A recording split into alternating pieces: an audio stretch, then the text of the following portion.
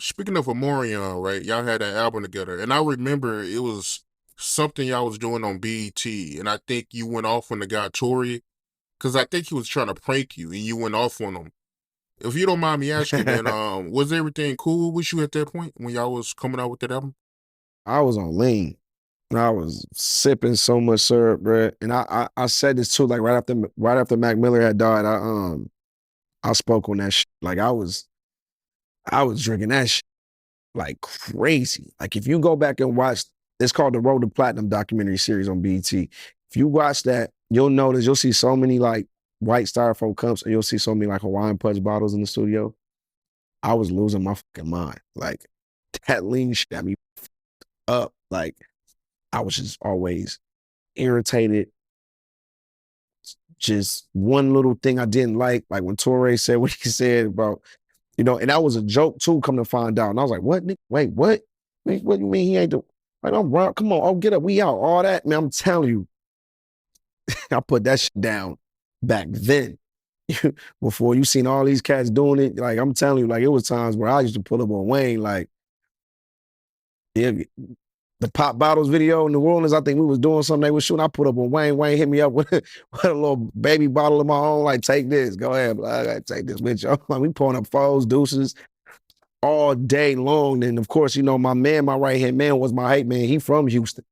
You know what I mean? At the time, I had somebody from H-Town running with me. So we always had the lean with us. Like, no matter where we was at, we sipping. We go to Roof Chris. Y'all want any water? Nah, we straight. We straight. Y'all got some ice? We'll take some ice, though.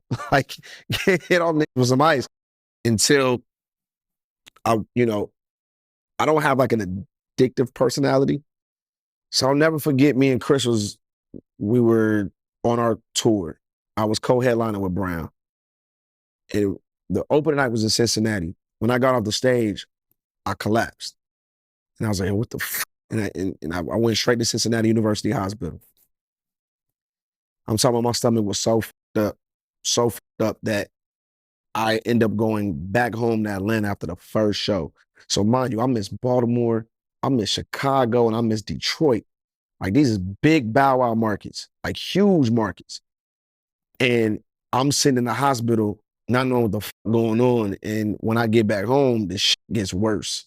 Like I'm throwing up, I'm fucking shivering in the bed, I'm sweating, I'm going through it. I go to the hospital again, bro. This is summertime. I pull up to the Gwinnett Hospital here in Atlanta with like 2 hoodies on and sweats. You know how hot it get in Atlanta? Hot as a motherfucker, hot as I'm fucking freezing, bro. Like, like I'm cold as fuck. And what happened was I didn't know that I was having withdrawals. That's how much lean we was consuming. Like, and I had on my tour bus. I had a tour bus at the time. So, we not even paying attention. I'm not paying attention. I'm doing this shit. Like, all the homies, we all just doing this shit. We be eating. I'm like, yo, tell me stop scratching. Like, but this shit itching. Like real lean sippers know when they see this part, they like that nigga ain't capping about that shit. Hell yeah, when you a real lean sipper, that shit, like that shit be itching. Like it's coming out your pores type shit. And I had to get right, man. God rest her soul. I had the best publicist ever, Patty Webster. She ended up putting out a press release, and I was home in Atlanta. I saw the news, and the rapper Bow Wow was hospitalized. And da-da-da. Meanwhile, I'm at home recovering, and for dehydration.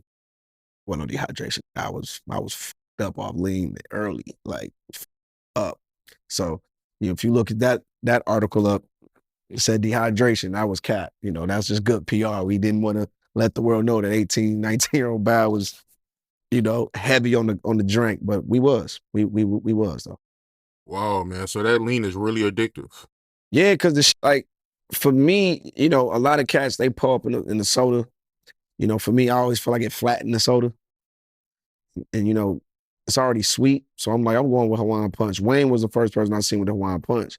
So I'm like, damn. So when I first did it, if you love Kool-Aid growing up, this shit like Kool-Aid on crack. Like this is like, God damn it. You don't want to drink nothing else fruity. It's like a fruity ass drink you could just sip on all day. And it never, the ice, gotta have crushed ice. Get the crushed ice is just, but man, my stomach was so fucked up, bro. Like, it just felt like somebody had a knife, bro. And I never felt this type of pain ever in my life. But I didn't know that I was having withdrawals from this shit. Like my body needed it. But like I said, my mind, I don't have an addictive personality. I was consuming a lot, but I didn't know that my body needed it.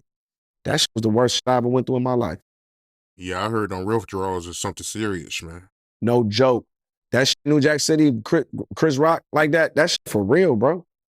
That shit for real. That shit have your ass hot, cold, shivering, shaking, throwing up, puking. Man, that shit was the worst shit ever, bro. That's why I don't know how these niggas be doing all these motherfucking drugs, man. I don't, man, no way. I'm straight tequila and weed. That's all I need, tequila and weed. I don't go no further. I know my boundaries. I'm cool. That.